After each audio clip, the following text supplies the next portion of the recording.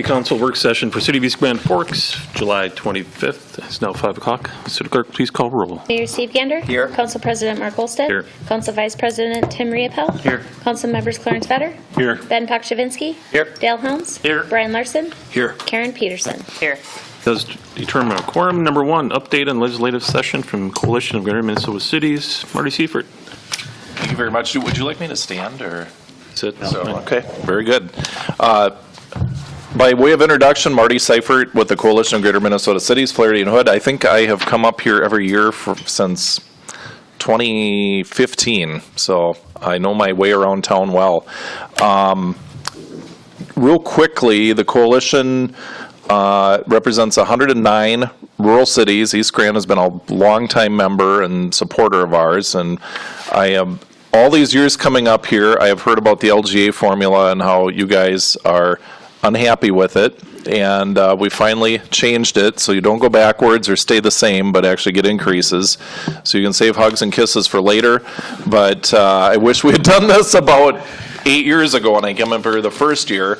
I know there's a couple times where they added money to LGA and we had kind of the East Grand, Detroit Lakes, War Road, make sure they don't go backwards, but they never gave you more money, which I don't consider a victory, just having your LGA frozen. So the first thing I'm going to cover, I customized a sheet just for you guys. That's a bar chart that looks like this, that has the current law LGA, the different proposals that we had versus what the House had versus what the Senate had versus what the conference committee and the final outcome was, which I think was pretty good. I mean, you're all in elected office. You know that you don't get everything you ask for, and that there's competing interests for money and so forth.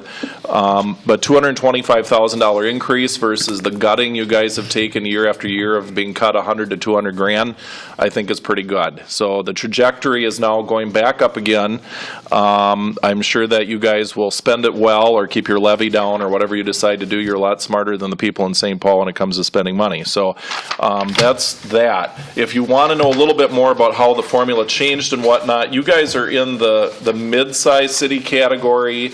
They changed, I think the main thing that changed was percent of tax base classified as commercial, industrial, and utility. It's a monkey juice formula nobody understands, but at the end of the day, if you guys came out ahead, I'm all for it. So that's that. The next one, there's a chart that has our initiatives on it.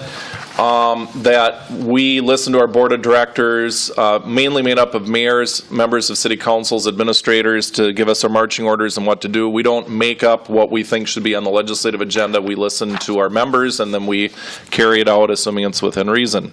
So LGA I covered already. We did the formula update, which was probably the we could have put $1 billion into LGA. If we didn't change that formula, you guys would have still went backwards. We could put $10 billion into it and you just still went backwards. So the formula change was probably the number one big issue that benefited you this year. Plus $80 million of new money, of course, was helpful. Now, we did have an initiative on adding inflation automatically and population adjustment every year. Legislature likes to analyze that. They didn't want to do it automatically. The House did put it in their bill, but the other entities did not want it.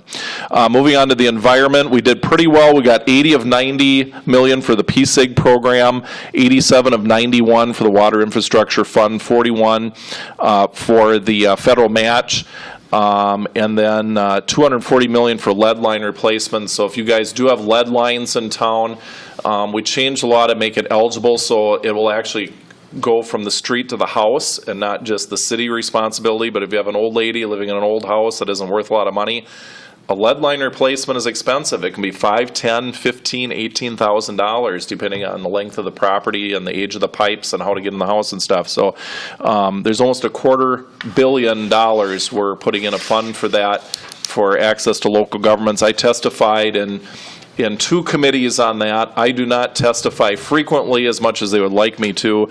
Some of you know I did serve in the House of Representatives for 14 years, and the cast of characters there, many of them served with me, so they're trying to do the Lord's work in the devil's workshop now instead of me.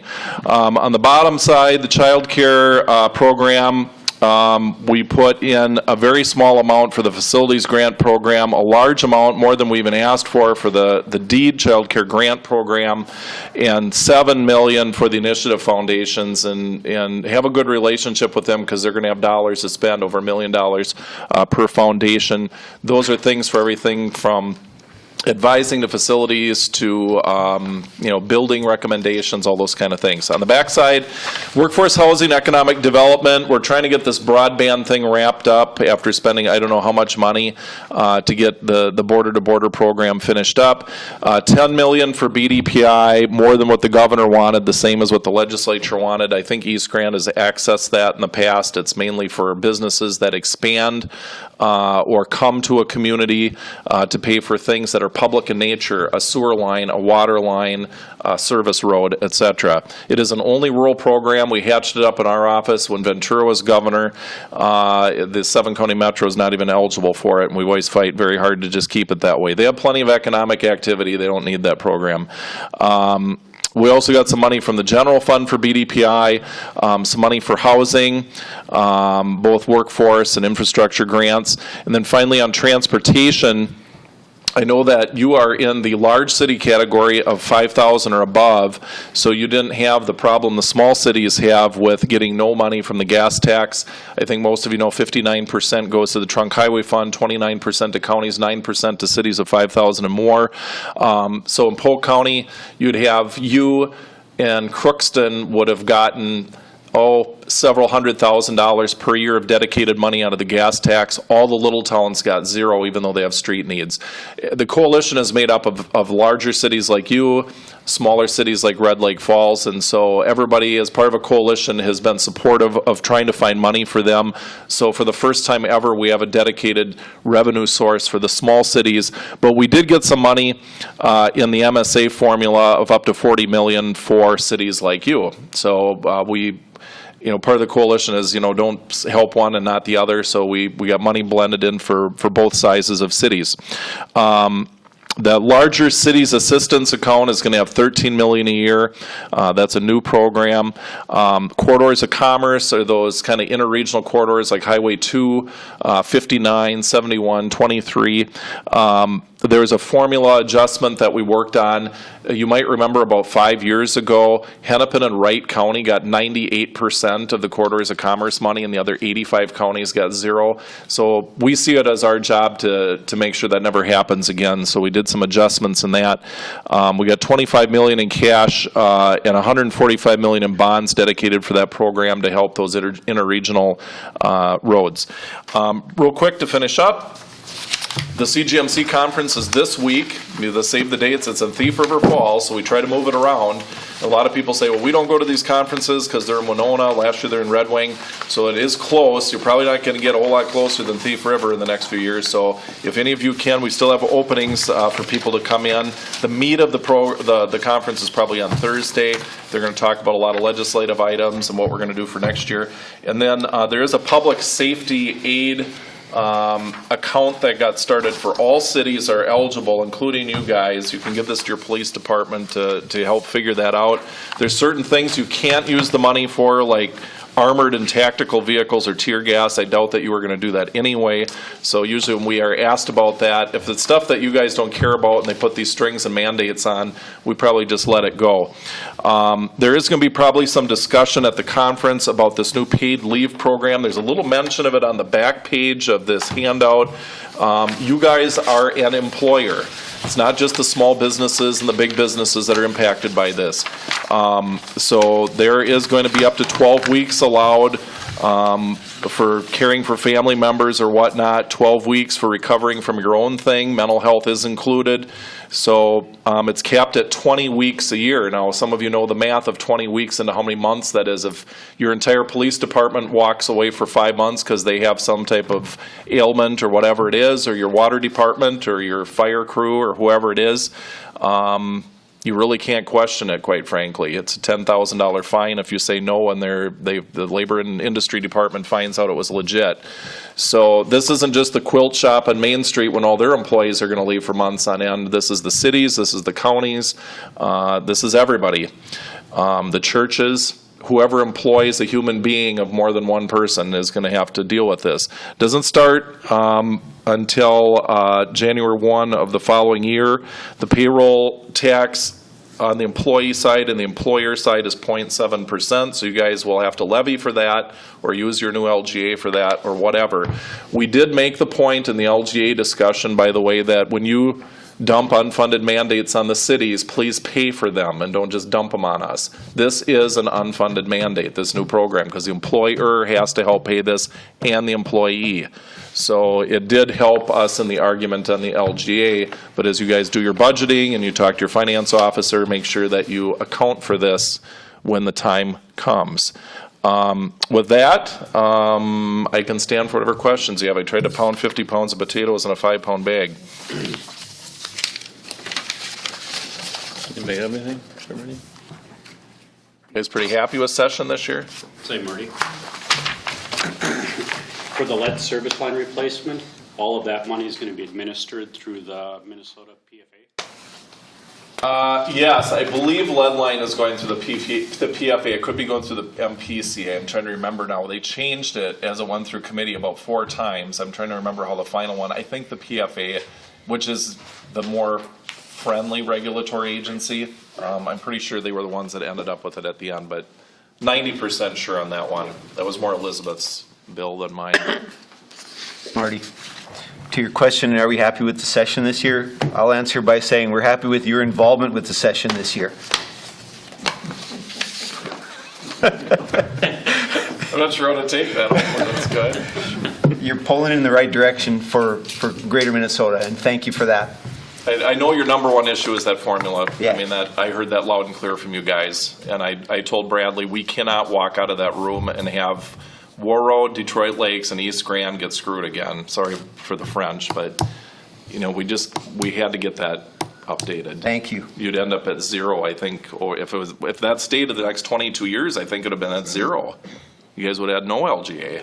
So it's something that needs updated. We haven't touched the formula for 11 years, so it was time.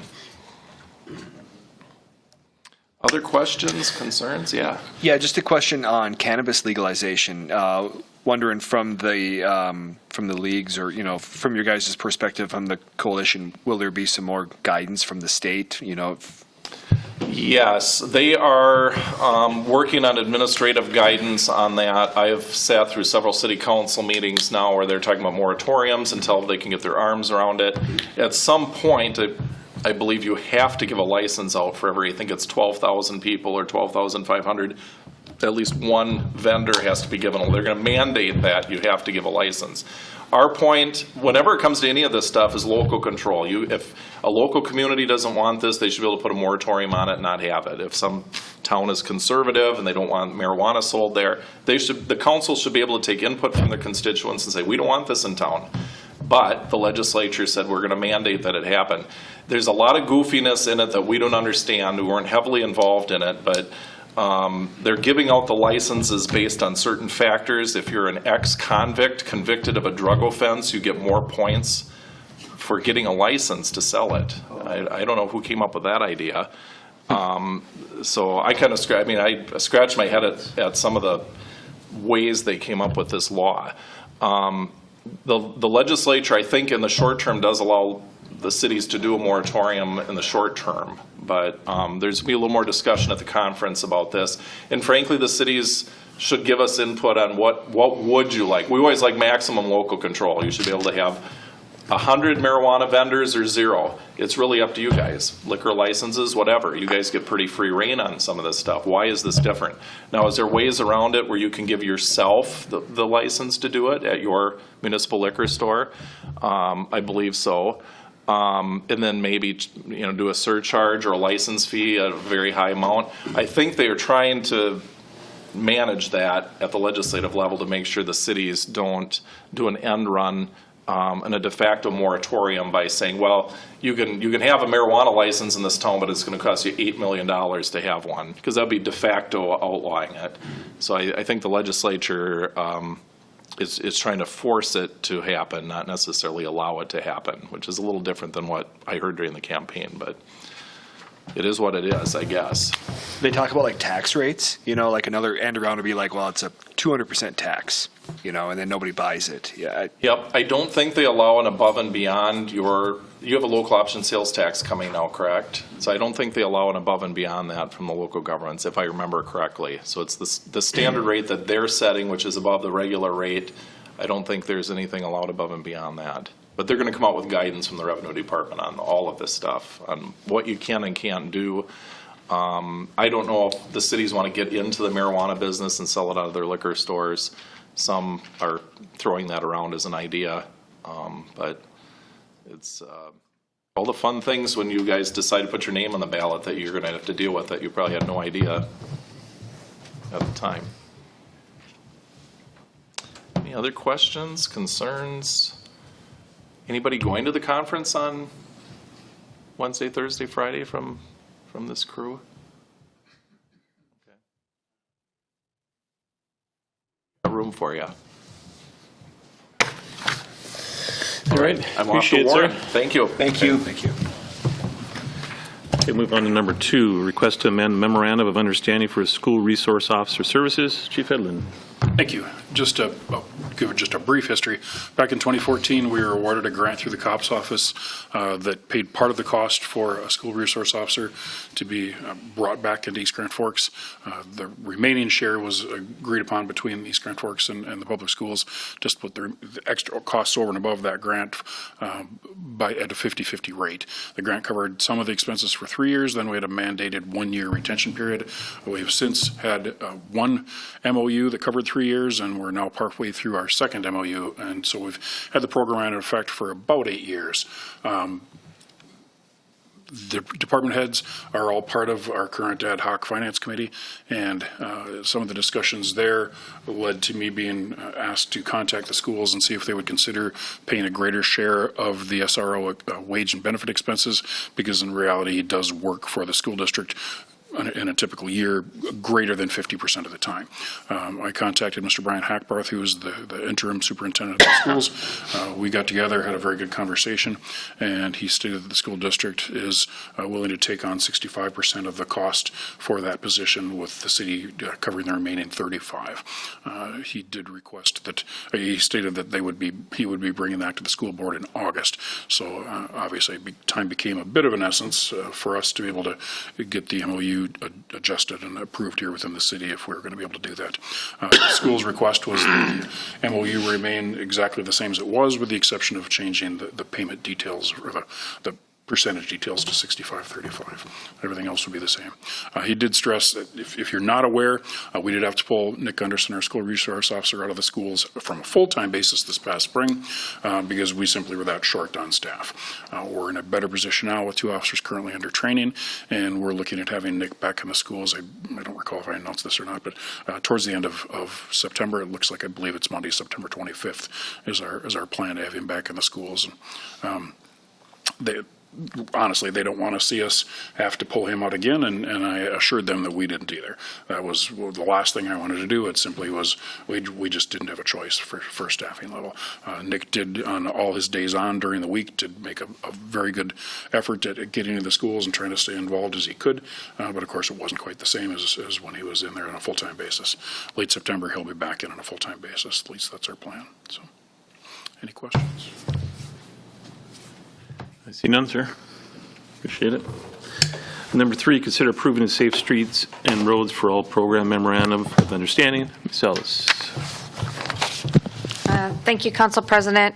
This is the same document you saw last year.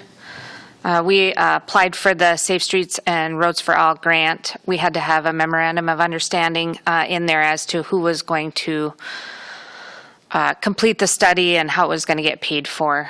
We had our attorneys review it.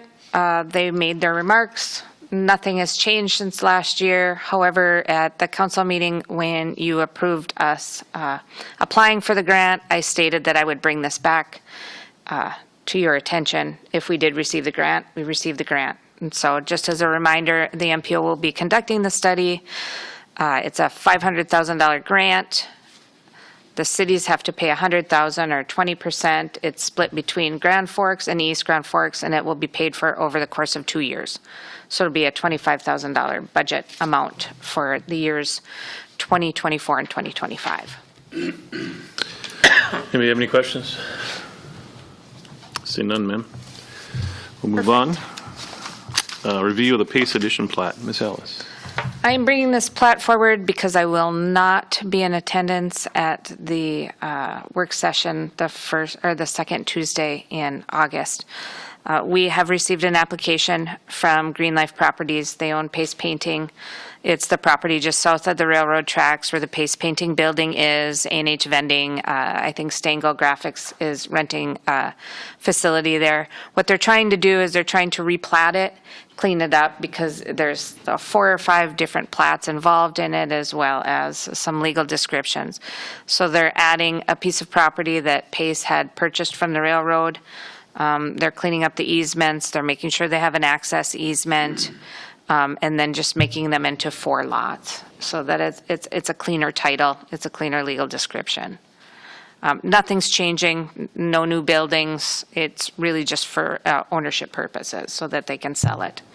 So it'll go to our planning commission next Wednesday, the 2nd. We'll have our public hearing.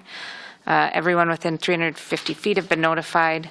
We did make some small changes to the easement based on the fact that they do have our electrical is in the back, kind of by Pace Painting, in between Pace Painting and that A&H Vending, and so we want to make sure that our water and light can get back there and access that and still continue to provide electrical service to the other buildings. But nothing has changed. There's no zoning changes, nothing. So if it's approved with the new plat that we'll receive based on those small easement changes, I'll have it for you for the 3rd Tuesday of the month at that regular council meeting. Do you have any questions? See none? Thank you. Thank you. Number 5, review of residential incentives. Mr. Gorte.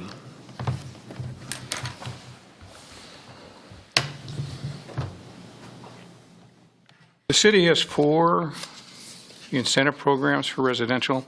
2 are aimed at the builders, and 2 are aimed at the actual consumer, the purchaser of the homes. One of the program, they're all funded, or 3 of them are funded out of the 280 account. One of the builder programs is $1,000 down with the payment on the lot deferred until the house is built and sold. That's comparable to what's done with many private developers. The second one is a $100,000 program, which is an interest-free loan program for construction materials that will go to the builders. They submit their invoices, and they can borrow up to $100,000. The city is reimbursed at the time that the house is sold. The 2 residential programs are the property tax rebate program, which is done in conjunction with the school district and the county. This has been a popular program. Over the years, we have had 3 to 20 new properties eligible each for the program each year. The rebate for the city taxes has ranged annually from a low of $10,429.57 in 2014 to a high of $77,694.43 in 2021. Last November, the council approved a rebate for 13 properties for a total city rebate of $27,665.38. On average, it is about $40,000 per year for rebates. The other residential incentive is a landscaping incentive program. We discussed this at the EDA several years ago, and it was retained because of the importance of promoting curb appeal.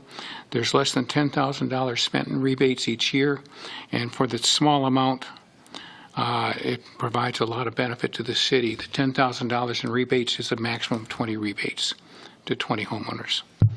The 280 account is being depleted and can no longer support the $100,000 incentive program.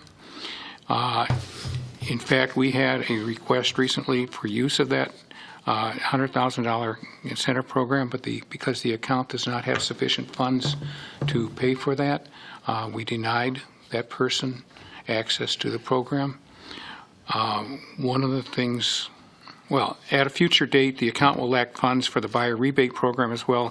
Therefore, we have two issues that we need to talk about. One is whether to continue the $100,000 builder incentive program, and if so, how to fund it. Two, whether to continue the purchaser incentives, and if so, how to fund them. The $100,000 program has caused about 4 to 6 homes to be built that would not have otherwise been built. It was used in particular to spur spec housing development. There's another fund that could be used for funding for up to 2 $90,000 loans at any one time. That's the Town Square Fund or the 635 account. This account has $183,000 in available funds that are not being used for any purpose. There's no draws on that account. It would provide a secure funding source for the incentive and not require any additional city funding, but would rather use idle funds. EDA discussed this situation and recommended that the program be continued at the lesser amount, a $90,000 loan max, in the 635 account. Regarding the buyer's incentives, the EDA discussed the importance of both incentives to residential development, and they favor retention. Tax abatements can be funded through the tax levy. For example, Valley Golf can be funded that way. Right? That's what we talked about. So I put you on the spot. Sorry, Ron. The small amounts of funds needed for the landscaping program are minuscule when compared to the benefits of the curb appeal to the community. Therefore, the EDA suggests that the city should continue to provide the small amounts of money needed for the program because of the benefit, and to use its taxing authority regarding the other incentive because it helps promote home construction within the city. And they're looking for advice and feedback. And if you're willing to proceed with the change in the account for the $100,000 program, we'll bring something forward to the city council for approval. Reid, Bill. The 635 account, how is that funded? It was done for well, thank you. It was an account for Town Square when the Town Square was in public housing, and it was a fund that was available to them at that time. And then once public housing is no longer funded through EDA, that fund has just been sitting there ever since. Thank you. I do have a question. Back in 2015, there was a resolution that was passed for this money to be transferred to Sunshine Terrace. So my question is, why wasn't the money transferred? And the council wasn't notified that it wasn't transferred. So it's been sitting there, that it could have been used for anything else, but this is back in July 7th of 2015 that was passed to be transferred to Sunshine Terrace. I have no information regarding that. I think we need to have answers on that first, why it wasn't transferred and why the money's still sitting there then. Mr. Vetter. Thank you. The 280 fund is funding all 4 programs at this point in time? Actually, the $1,000 down program does not have to be funded. It's just a deferral of income, but the 280 account is funding all of the other 3 programs, yes. Are there any $100,000 loans out at this point in time? One. Just one? One. And when that comes back in, that will provide enough money for this year's tax rebate program.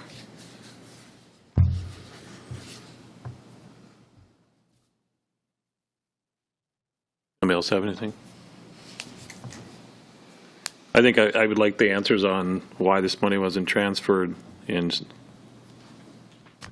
reasonings. It was spent. The agreement for that transfer. Sorry.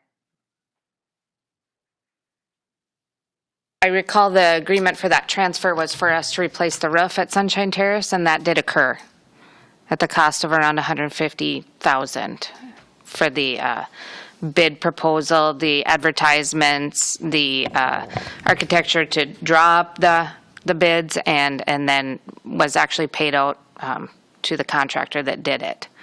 So we paid it out of our Sunshine Terrace revenue account, I think, for that to be replaced, and that was agreed upon at an EDA meeting that would be paid for with those town square funds. So I don't know why the transfer doesn't want. I just want you to know that it was spent with that idea that that's where it was to be spent. So. Right. So I guess, is Carly in the rest of the week, or is she gone all week? As far as I know, should be in the rest of the week. Needs to be answered, because if the money's not supposed to be there, what is supposed to be transferred, there's no funds to be used then. I will talk with her. So, I would definitely speak in favor of trying to find a way to keep these several programs going. I think they have been effective in causing development to happen here in East Grand Forks. And so if there is a way to find the funds and keep it going, I would absolutely support that, whether it's this fund or another group that we can identify. Mr. Larson? Yeah, just a similar comment. The tax abatement program was something that I thought was a great incentive to move to East Grand Forks when I moved back here in 2016. So I think it's a very popular program, spurs new development in our community. We just have a question on how we fund that going forward. You know, every year, where is that funded from, so we make sure that that program can live on in perpetuity. But I am in favor of that fund, assuming that it fits our overall budget. Thank you. Anybody else have anything? Mr. Belstead? I guess I'm just a little bit confused on the abatement fund, because isn't that just a reimbursement fund? The property owners pay the taxes then are reimbursed back to the city. And net zero. So I'm not exactly How is sure that what cost it's effective? funded. I asked the question because when preparing the abatements for this year, it comes out of a 101 fund, which is the general fund. But I was informed that we do a transfer every year out of the 280 fund to cover that.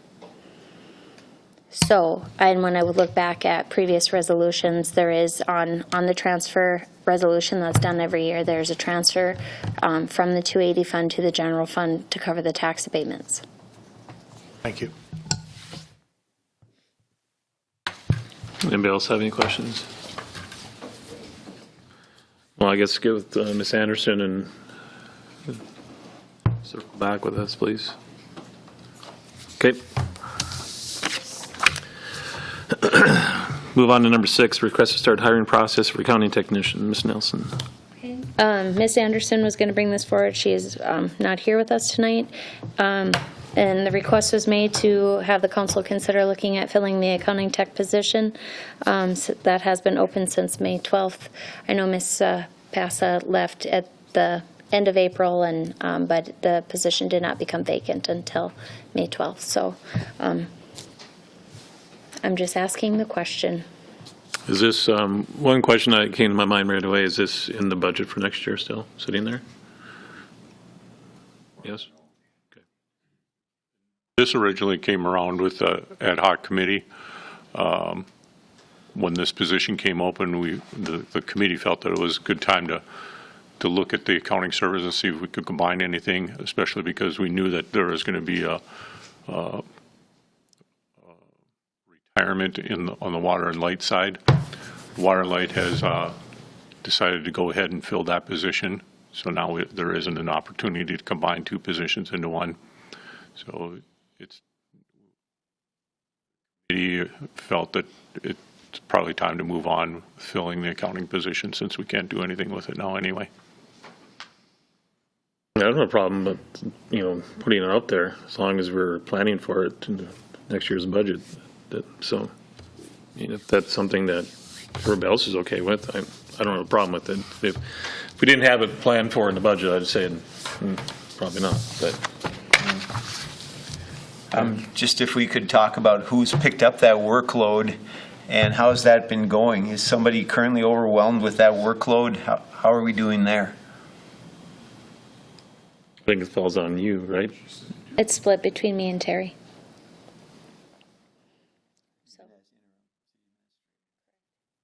Is it something that's sustainable or not really? speak truthfully.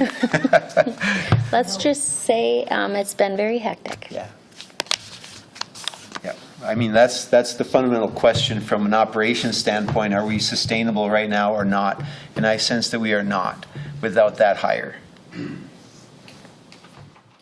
With that question in mind, why is it just between you two? Isn't there 3 people in that could cover that? Talking about Ms. Anderson. Couldn't she take some of that duties on also to help out?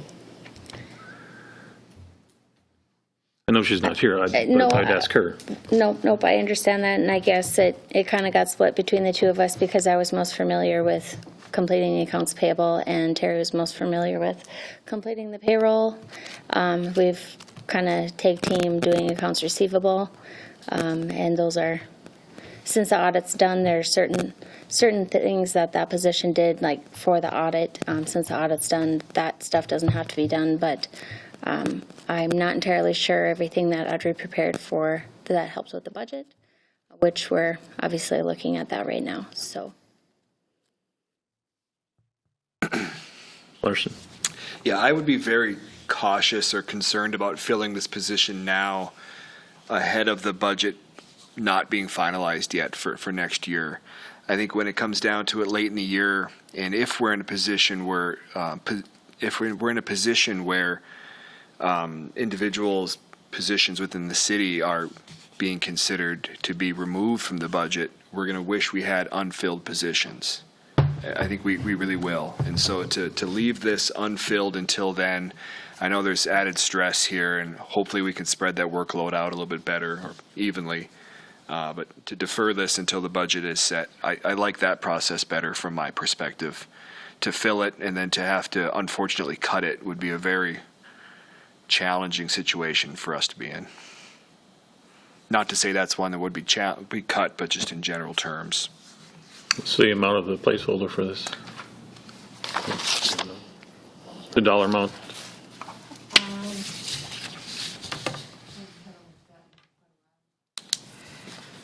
could we easily say 65,000?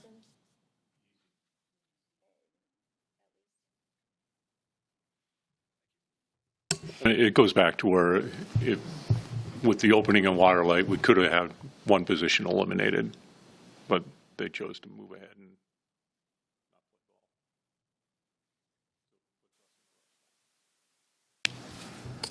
Anybody else have any comments or?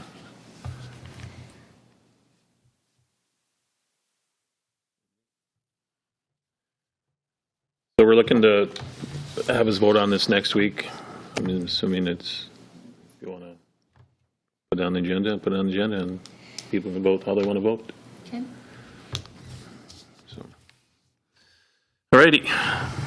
Move on to number 7, request for direction on engineering services. Ms. Nelson. Okay.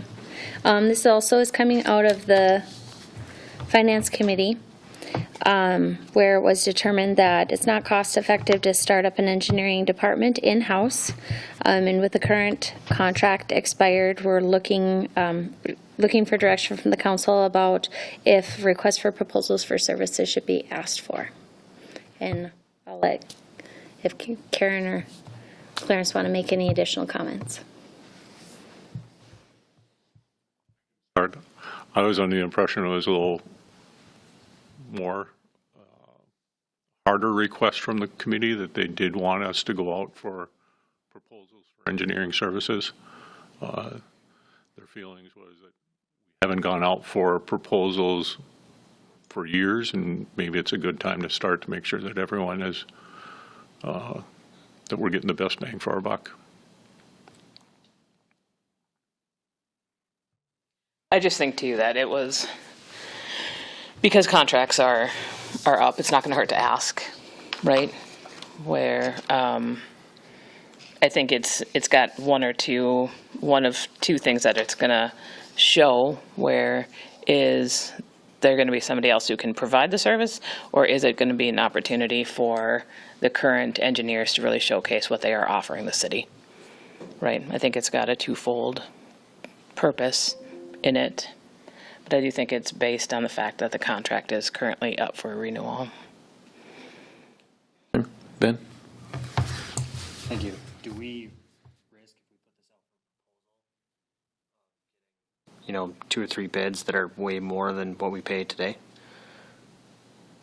Like, is that something that the finance committee has considered?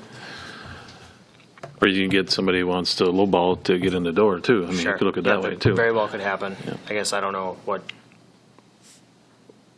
do we feel that Widseth is paying a competitive rate today?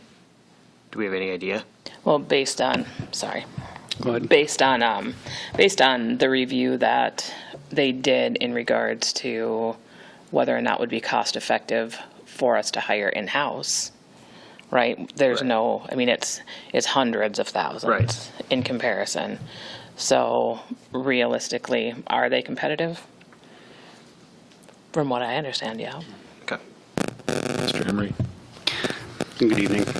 So again, kind of in the absence of a city administrator, I've been working with Mr. Olsted and the mayor, looking at a contract renewal, and we've been reviewing, kind of our fee schedule, and, we're at a point that I think we're all in agreement for the most part with the fee schedule. There is going to be a few tweaks, in some of our job classifications that we're looking at lowering down those rates. And then also just looking at basically, we look at a 2 or 3 year contract and putting in language in there too that, our fees could only increase a certain percentage per year, putting that right into the contract. And just, again, to dovetail into that, Mr. Olsted and I requested that meeting. We had a similar meeting with our city attorney, who is another good contractor that we deal with.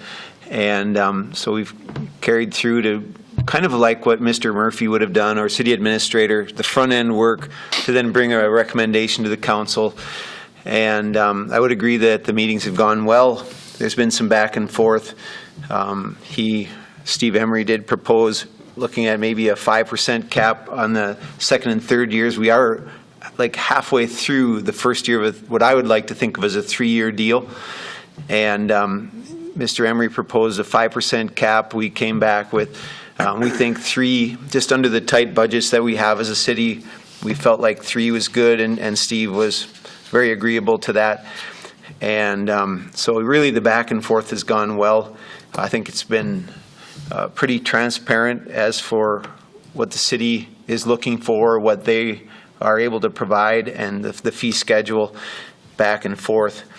So I guess my feeling is, with the suggestion that Steve Emery already mentioned, looking at each of these categories, tapping those down just a little bit, and the 3% cap for years 2 and 3, I'd be very content to renew. You probably remember they did a big revision of the contract. Anyone who's been here a while, they did a big revision of the contract. Was it 3 years ago? The last renewal? Yes. It used to be a ton of pages. They boiled it down to a lot fewer pages, working with the contract attorney that we have access to, and you were close to that. And I think we have a nice streamlined contract that makes sense. It's pretty easy to read. And so I guess I'd look for a renewal, especially since we're halfway into year 1. And then if you want to go out at the end of that 3-year period, that's probably the time to do it. Mr. Larson, sir. Yeah, I would just add the RFQ process. I understand why that would be sought, to kind of just have a competitive bidding environment. But that is a large and very, involved process for, a lot of people in this room here.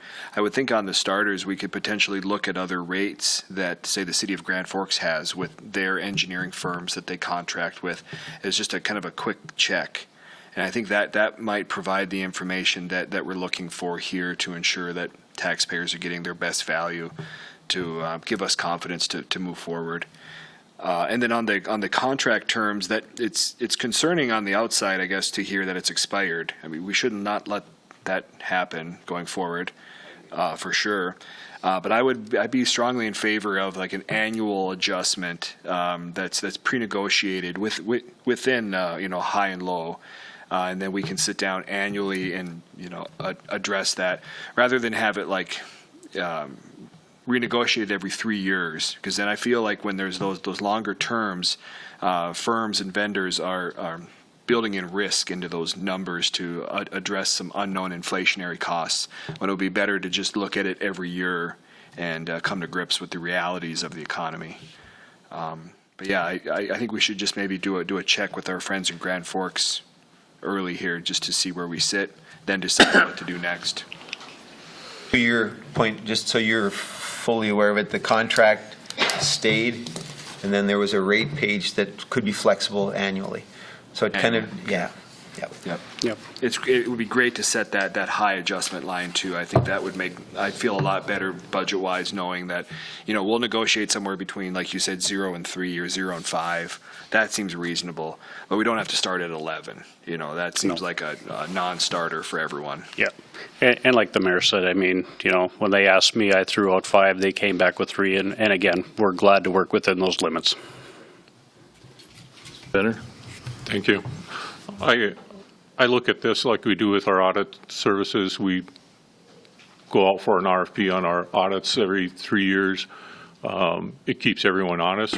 We've been with Brady Martz for years, but every 3 years they've got to bid it with everyone else. I think we owe it to our citizens to do the same thing with engineering.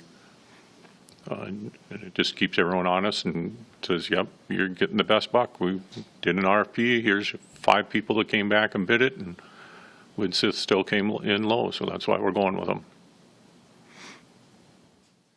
My question for you, Mr. Larson, what would entail of us going to look at that stuff in Grand Forks? Who would be the contact person, and how would we put that together?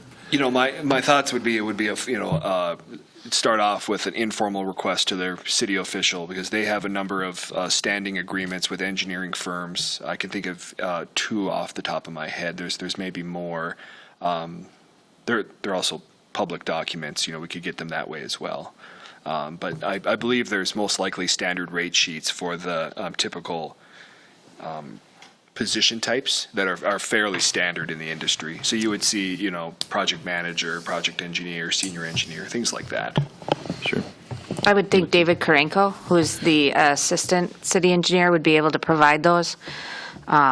If you want, I can contact him and see what. That's what I was fishing for. Yeah, I kind of, I was wondering if that's where you were headed. So yes, I can certainly contact David tomorrow. So. Appreciate that. Yes. One of the things that I we've met with Steve and met with Ron. I think one of the things that we talk about a lot, is, they're here locally. They're, part of this community. They're, help in this community. They, they have community service in this community. They donate money in this community. I think it's something that I know some people are going to say, well, we don't need to look at that. Well, we do need to look at that because they're part of our community. And they do a service to this community. And I believe that trying this route of looking at that, I like that idea of looking at the Grand Forks. I'm not really set on going through a lengthy process of engineering contracts and looking at them. I believe that we can, with the negotiations that we've had and discussions about, lowering what some of the fees are, and I feel comfortable moving forward with them personally. But that's, everybody has a vote, and we can vote on it next week and go from there. But else have anything? I guess the last thing I'd say about an RFP is if we really are serious about doing it, it should be the last 12 to 6 months of a 3-year deal, not 6 months into the first year of the next deal. You want to do it in an orderly fashion. You'd want to come in that final year of the contract, set it all up, and then you decide on it for 1/1 of that next year. That would be the way to do it, not when you're 6 months into the first year.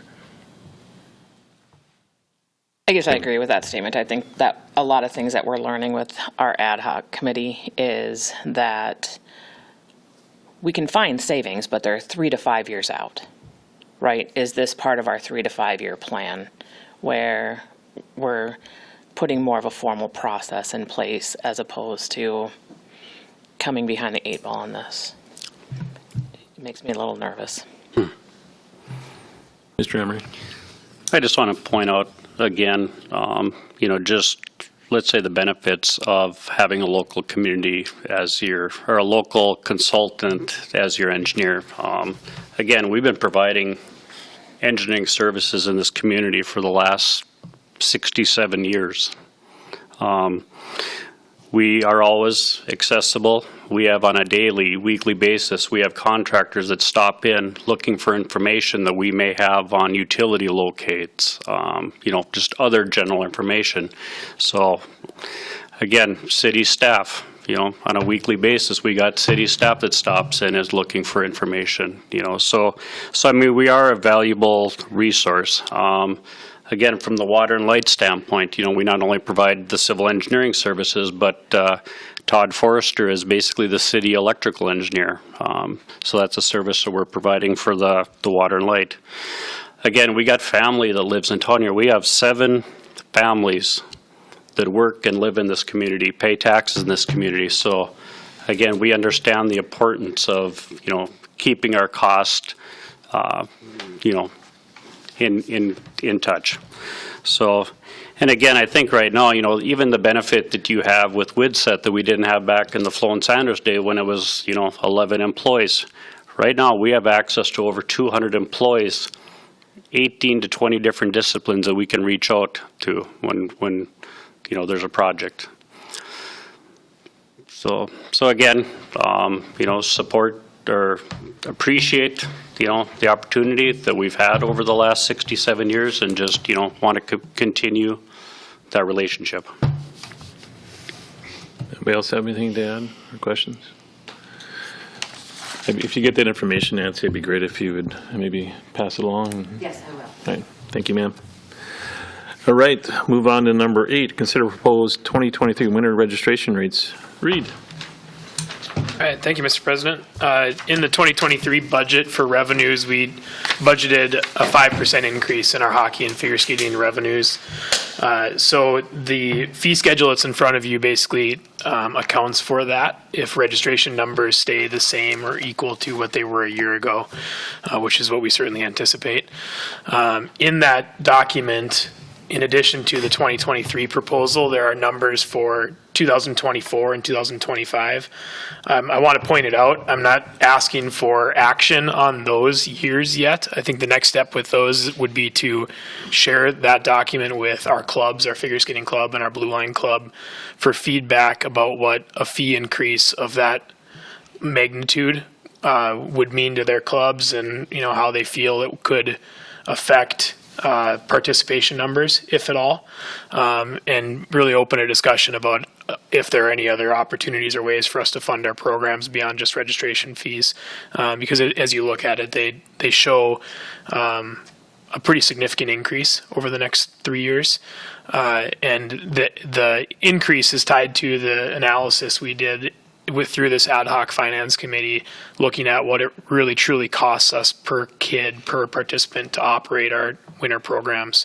So they're true and real expenses to us, but we've taken a lot of pride in our community in keeping our fees as low as possible over the years, and this would be a pretty significant jump in a short amount of time. So I just want to make sure we vet that process fully before we adopt it. And that's, again, the 2024 and 2025 numbers. I would look for action next week on the 2023 increase. Anybody have any questions for Reid? Mayor. Reid, this is kind of a hallmark of how you run that department. You do get out ahead of things. And the fact that you could pitch this to our families and kind of see how that would affect them, I think is nice. The last thing we would want is to squeeze maybe some folks who are close to the edge economically out of our programs. And so the fact that you would put this, kind of circulate it and let them know we're kind of in a place as a city where we're going to keep subsidizing these programs a lot, but we just can't subsidize them quite to the extent that we have. And then if you get a sense that it would ripple out in a real negative way with involvement in these programs. That comes back to us, and we would then use that also to decide how much are we going to increase it, right?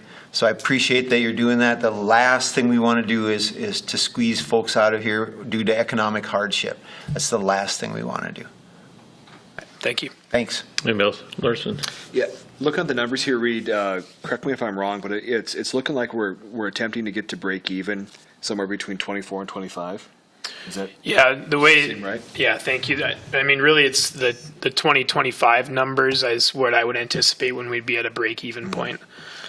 I would encourage you, as you get feedback from the communities, to look at if this needs to roll out a bit slower, if it's too aggressive, that unfunded risk there, rather than general taxpayers filling that risk, is there an opportunity for a corporate donor to carry in or to step in and maybe carry a large percentage of that, with some naming recognition, through the city and these programs? That might be a great opportunity to flatten out this kind of steep jump. I mean, I would absolutely want to see all of your programs pay for themselves, but ideally there would be a large corporate entity of some sorts that could help the individuals who are involved in them. So. I think a brief answer back to that, Mr. Larson. I think you're spot on in your thought process there. There hasn't been any official discussion at a board level at either club with this yet, but really the root of the mission of these clubs is to support these youth programs. And just on a few sidebar conversations with board members, that's been part of the discussion. Is the Blue Line Club, for example, is actively fundraising year-round in this community to support youth hockey activities, and it's been largely over the years invested in facility improvements or equipment improvements, training for players. But I don't think it'd be out of reason to talk about the Blue Line Club having a fundraising campaign annually to say, here's X amount of dollars to the city to keep our costs down. That's just been a sidebar, not speaking for the entire club, but a sidebar conversation we've had with a few members. One last thing, Reid, if you could. I know previously we've talked about even if we got to numbers like this, we still do have a lot of overhead in running our arenas and so we're not talking break even Parks and Rec. We're talking break even on a little subset, like per hour, per coach, per program. But there's still a big commitment coming from the city for this. Correct, yeah. You hit it right on. Still the deficit that the arenas would operate on an annual basis is north of $350,000 a year. Yeah. That's a community-wide benefit, which I think the folks are happy to participate in. Mr. Riopel? The Park and Rec Commission did this with no intent to try to keep people out of the programs. I get it. What we saw with, for example, the Grand Forks program, the Blue Line Club has a actual application if people feel that the fees are too high and they can't afford it. They come into the Park and Rec, complete the form. If they qualify, if their level of income is below what they feel would allow to make this payment, then the Blue Line Club would pick up a portion of that fee. Not all of it, nothing's free, but a portion would be picked up. That could be done with both the Figure Skating Club and the Blue Line Club. We weren't real aggressive. I thought we were pretty casual on our increases. We spread it out over 3 years. If we would have had our old thing, we would have came and said, let's just do it next year. We spread it out over 3 years, and that was pretty good. We're still a lot lower. If you look at some of the rates in the area, we're lower than Grand Forks by a huge margin. We got people wanting to come over here to play, but we can't take them. So I think we did real good. It's a huge value when you think of the fun and the exercise and the training and all that, the skill development. It's a huge value. Ben. Yeah, Reid, thanks for bringing this up, first of all. I know in the committee we talked about, I think this document showed the actual deficit that the hockey arenas run as well, if we could include that. And then the breakdown on like a per capita, what each household pays outside of what the participants pay, I think would also be beneficial in helping people understand where these fees are coming from. Yeah, thank you. There is a lot more detail to this report that I shared with the Park and Rec Commission. When this comes back in future, I can share all that detail here, and I certainly plan to share that with the clubs when I send it to them. Don't forget the family cap. We talked about that too.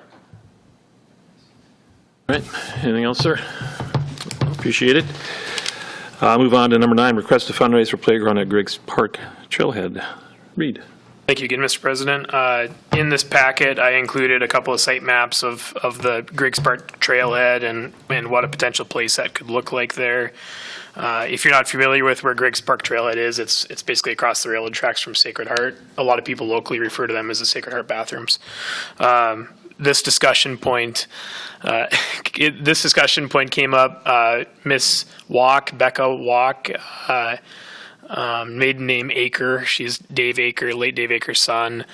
She lives nearby this trailhead, and she operates a home daycare. And reached out just requesting that, asking if we've ever considered putting playground equipment at this site, and citing that there isn't a playground within realistic walking distance from that small nucleus of houses that are there. So we had some discussion and looked through it. I think there is an opportunity to fit a small play set in there. As you're aware, there are some swing sets that were added probably 4 or 5 years ago. Sacred Heart came to us and their preschool addition and asked to add some swing sets. But a play set is still missing from this site. There's not a lot of space. That red square that's depicted on the site map is about the only space free of underground utilities that we'd have to be able to build out. But it could be a good site with the removal of a few apple trees. So there's nothing in the Park and Rec budget at this time. As we're all talking budgets, we all know how tight 2024 is in the budget, but at this point, I'm looking for, number one, if there's any feedback or direction on it as far as placing a play set at that site, if and when funds ever would become available.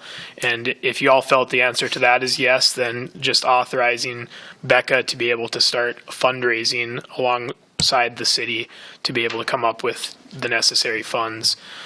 We talked about a Park and Rec Commission. There hasn't been a real strong discussion with Ms. Walk about what a fundraising goal would be. If it's a nominal few $1,000s to help the cause, or if it doesn't happen until the entire thing is fundraised for, or somewhere in between. There hasn't been any detail to that degree with her yet. Just wanted to bring it all to you to see what your level of support was for it first. Questions or comments on that? Mayor? Would the DNR have anything to do with this ever, or not necessarily? As far as a grant opportunity? Yep. Or just funding it anyway, any which way? Well, the only way would be through a grant. Yeah, and there is a local outdoor recreation grant that the DNR funds that would apply. We could apply for that, but it's outside the scope of the Greater Minnesota Parks and Trails that we've applied for because it's too far off the river corridor, and they wouldn't. Operationally, DNR can't fund anything that's not DNR owned, and this is city-owned property. But there would be an opportunity for a grant there potentially. Is there any potential for grants through the EDA in regards to early childhood and all of their funds with the daycare type of stuff? Ready?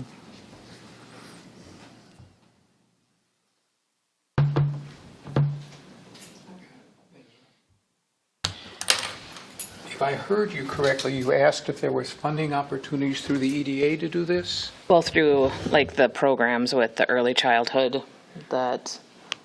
This, if I understand what we're talking about here, is it's a park and a trailhead that would be a city or privately owned. It's not associated with child care. It's close to child care, and most of the dollars with which I'm familiar are child care related. We can, but that having been said, That doesn't mean that the Northwest Minnesota Foundation, for example, might not have other funds that might be available for something like this that we can explore. There's also sources such as crowdfunding that could be used to raise funds for something like this, getting a corporate sponsor. There's lots of ways to go about doing it. We're just, what I think Reid is asking for right now is, are we interested in proceeding? And if we are interested in proceeding, let's look at the whole range of options for finding funding. And I was just thinking, because if the preschool at Sacred Heart is close also, it's more of like an early childhood. It's more than just that daycare, I guess. I Great idea. I don't have a problem moving forward. But I don't know when we'd ever have money in your budget to cover. So I mean, I think it's a great idea. I mean, we get well used, I know that I would be happy to work with Reid to try to find funding sources for this from places that I'm aware of too. Okay. Anybody else have anything? Thank you, sir. Thank you. I entertain a motion to adjourn. Moved by Rapel. Second. Second by Ms. Peterson. All in favor, say aye. Aye. Opposed, same sign. Motion is carried. Meeting is adjourned. What were you up to over there, Ron? I was just going to give an update. Oh. I thought you were waving goodbye or something. It's a work session. He can talk, right? Go ahead. I'm going to, before I go into the other one here. All I was going to just do is give a little bit brief update, piggyback on the coalition regarding the cannabis. Right now, I think that there's more questions than answers. I just spent the afternoon on Friday with what they call the Justice Partners at the courthouse. I forgot my cape, but between juvenile court administration, probation, there's not a big consensus on how any of the cannabis-related changes are going to be handled. A lot of them are case by case. A lot of them are counties are interpreting the laws differently.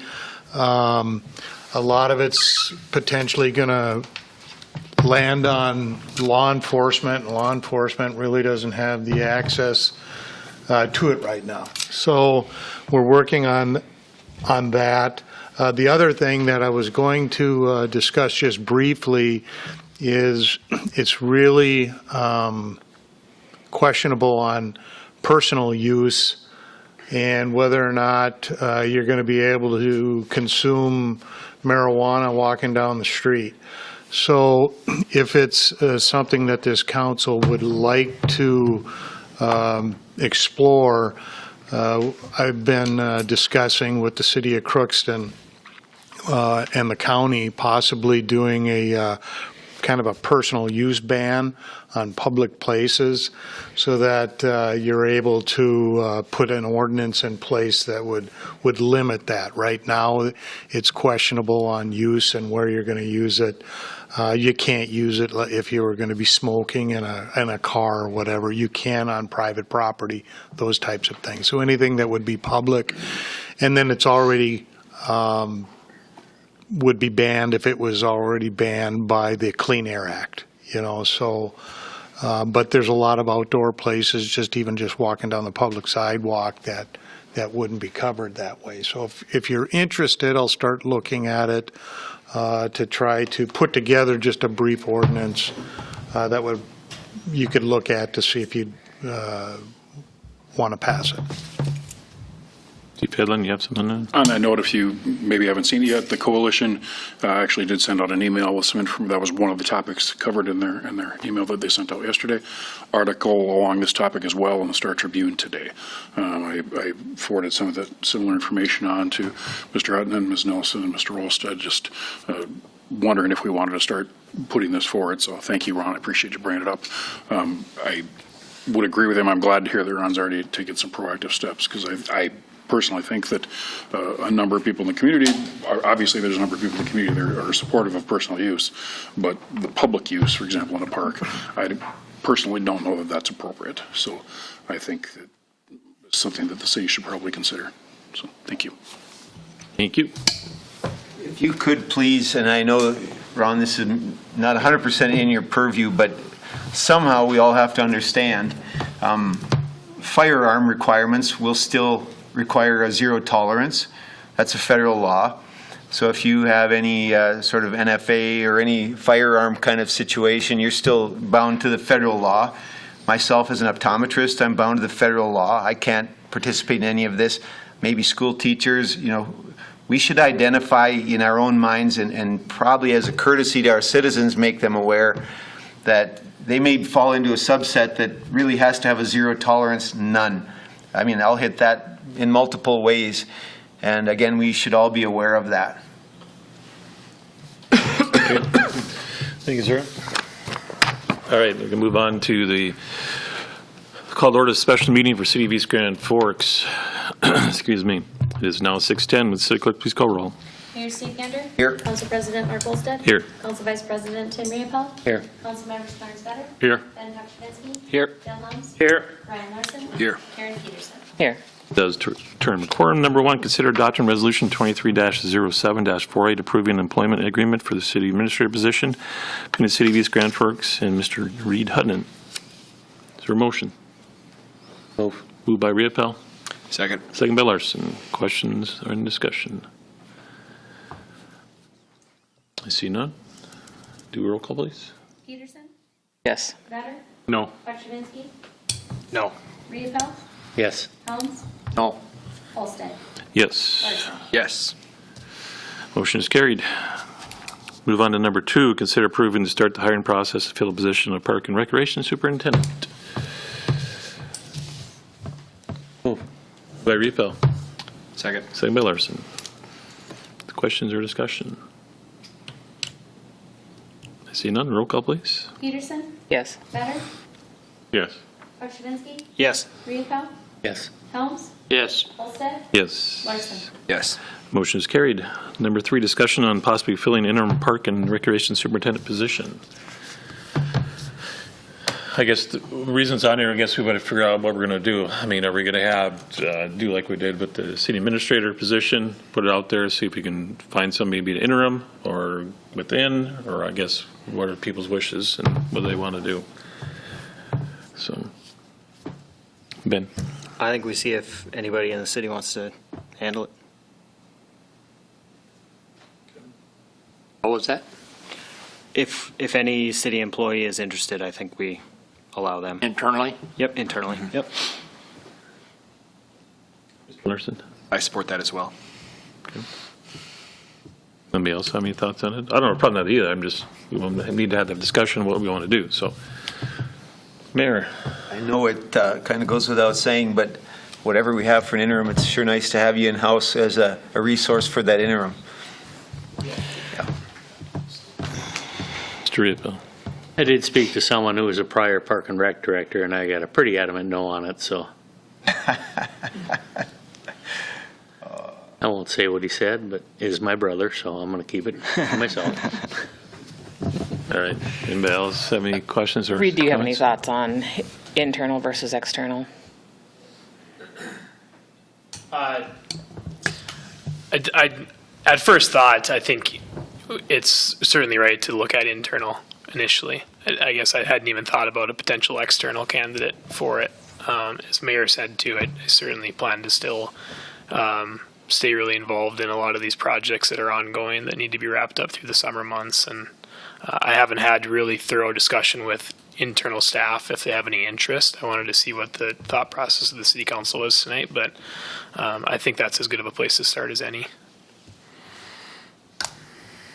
Anybody else have anything? I see that. That direction. Take a look. All right. Entertain a motion to adjourn. Moved by Larson. Second. Second by Riepel. All in favor, say aye. Aye. Opposed, same sign. Motion is carried. Means adjourned.